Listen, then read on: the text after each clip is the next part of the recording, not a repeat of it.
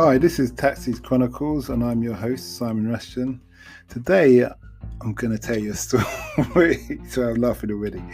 I'm going to tell you a story about cultural differences and misunderstandings. This is not my story, of course. It's somebody else's story. He's quite a bit older than me.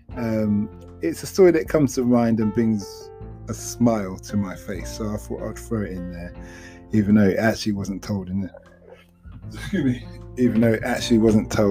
the taxi. This guy I used to work with, I used to work in the sorting office in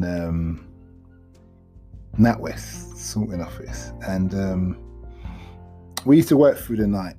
So we used to get there when it's dark and leave there just before the sunrise. So we kind of like vampires, and you never used to see daylight till right in the bottom of deep down in the bottom, about 3 or 4 stories down in the ground. But anyway, we used to be quite bored. We just put in letters by postcode or whatever in certain boxes, and it was getting mailed into wherever it needs to go around the country. And this was in the 90s, probably early 90s, something like that. I'd not long left school and things, agency work. So this guy was telling me about how when he was at school, and he was a lot older than me, I think he was in his 30s, he used to take coke as well. He used to take coke religiously. And he used to say, I've been taking coke all my life, and he never had a problem with it, and he just does it socially or to chill out, and he's okay. And that was a big insight. But then I had worked on the lorries, which is another story for another episode, which I probably share sometime.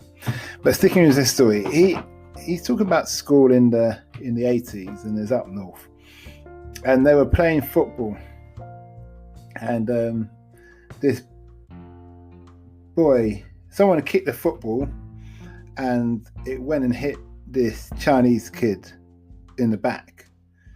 Now, there's only reason I tell you people's nationalities or race here is because it's part of the story of cultural differences and misunderstandings.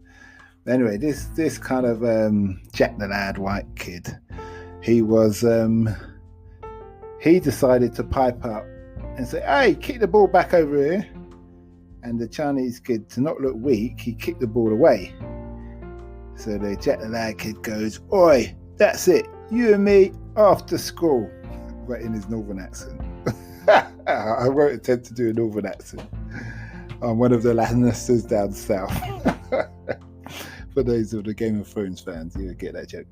But anyway, so through the lunch break, everybody's like, do you know, it's going to be a fight after school. It's going to be Jack and one of the Chinese kids, blah, blah, blah, blah, blah, blah, like that. And it was rumors was going around where it's going to be, what time, what's going to happen. And Jack was the kind of kid who would hyperball any situation. You know, he's always open mouth, blah, blah, blah. And he's the kind of kid who'd say, yeah, I went... This was my friend's exact words at that time. He said, the kind of guy say, I went down the pub on the weekend, I shagged 3 birds, saw Lennox Lewis, hit him in the belly with a fire extinguisher. And I told him, those birds are mine. That is that kind of person that just tells stories for story's sake, you know, whether you believe him or not. He's just entertaining in one sense. So at the end of school now, they'd all finished, and like Jack was marching out, and it was a big playground, and then times you didn't have fences around schools, so the school kind of play area opened out onto a road, but then there was old kind of building rubble that was peaked on the other side of the road, like where you stop gypsies trying to, like the council build these mounds of rubble to stop gypsies going in the land and that kind of thing. So as Jack's come out of school, everybody's walking behind him. He's seen the Chinese guy and 2 of his other Chinese friends at the top of this kind of mound. I know it's maybe 3 meters high or something like that. There's rubble. So as he's walking towards, the school's walking towards with him. Now, obviously in those days, schools were a lot bigger. So you've got probably 1,000 kids, kind of, people walking to watch what's going to happen, all that kind of thing. And as they're walking, Jack's getting faster, everyone's getting faster and faster and faster and faster. Anyway, so they get into this point, and they're crossing the road. The cars are kind of stopping. There's not many cars in that day and age, but the cars are stopping. Then they're going up, making their way up this mound. And as they're going up this mound, this rubble, they're kind of slipping. And then they look, and the sun is shining down onto them. So they can see the Chinese kids, but they can't really see them as face because the sun's kind of blinding them as going up there. So he says, as they're going up there, all they heard was ching, ching. Out come these massive choppers. My mate said, at the time, he said, he's never seen so many school kids do a perfect U-turn on a bunch of rubble at the same time. It was like that synchronized swimming kind of thing. And he said what he got from that was, if you tell one of those people at that period in time, that we're going to fight after school, so it means someone's going to lose a limb. Obviously, everybody decided to leave the Chinese kids off. Leave them alone and don't bother with them. But that's what I'm talking about. It's cultural differences. You've got to understand where people are coming from to what you're saying. Now, I'll just throw in another story on that. When I was in college, there was a guy called Philip. I used to work with him in McDonald's. And Philip was really strong. And we used to play fight in McDonald's. Yeah, teenager, that's what you do. But he was older than me. And he used to train Muay Thai in Thailand. And he could pick up, I'm not sure, for those who've ever worked in McDonald's, you have those fry racks where they cook all the fries and they hook cages that hook onto a big trolley. He could lift up that whole trolley just from bending down and lift it up. And that was really heavy and I could never do that. So when we used to play fight, I'd say, yeah, come on then, and do my fists. And he used to just punch my fists. That's what he did. And I couldn't fight because my fists were busted, yeah? And then he's like, all right. You know, one of those ones. All right, yeah. And he's smaller than me, but he's older than me anyway. And one day, why was I telling this story now? One day, yes, back to the college story. One day, there was another kid. What's his name? Michael. I think he's dead now. I can't remember. But anyway, he's like being a bad boy. You think he's a little bad boy. Those days we had kids called raggers who had all their colourful trousers, colourful string vests hanging out, that kind of thing. And he was doing something. I think he decided to bother Philip.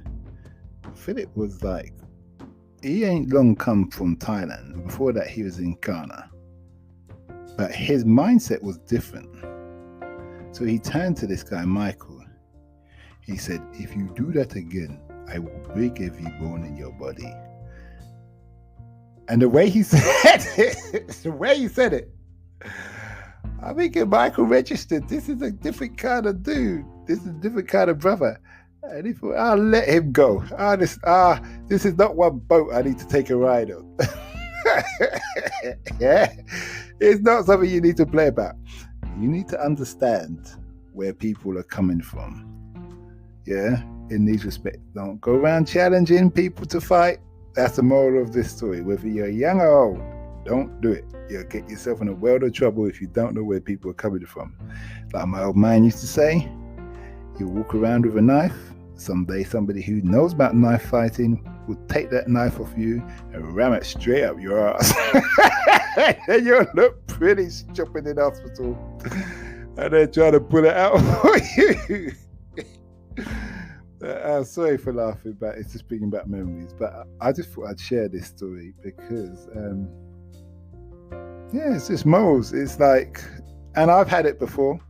When I'm driving along, I used to do my white van driving, and I was down Bermondsey, and I was young, much younger. I think I was in uni still, and do white van driving on breaks and stuff, and speeding around, bit of boy racer in your white van, and my mirror hit another van's mirror. And I remember one of those Millwall guys came out from the chip shop. Oi, what are you doing? And I stepped out of the vehicle. Now, if you don't know me, I'm just shy of 6'3". I shrunk a bit, but I'm a decent size. And then when he saw me, he went, "Oi, well, you all right? Well, yeah, okay. Well, no, it's all right now. It's fixed. I know accidents happen." It was one of those ones. I think he thought, I don't know, he didn't even see me at the start, but I think when I got out, obviously my size changed his mind and stuff. But yeah, know what you're dealing with before you get yourself involved, and think before you speak is probably the moral of the stories on these ones. Anyway, I hope you like these little short but sweet episodes. Like I said, don't forget to listen to, as usually I'll say, don't forget to listen to our Africa Investor Stories podcast with real investors talking about sharing their real experiences / stories about how and why they invested in Africa and what part. Obviously, it's been a big continent, as someone pointed out to me in the car like I didn't know yesterday. Considering it's got the fastest growing population on Earth, which means more services of all types that we use here, they need there. So if you're in the industry, in any industry here, they probably need it out there. So it's something you may consider if you want guidance because you're uncomfortable about investing in Africa, then probably that's a podcast to listen to. And along with that, they've got 30% of the world's natural resources known to man. Considering it's so large, there's many more natural resources that are in the land that man has not found yet. So keep that in mind. And that material that we use for mobile phones comes from Africa, from the DRC. So without the DRC, we would not be speaking on mobile phones. But apart from that, have a nice day, and I hope you like this episode.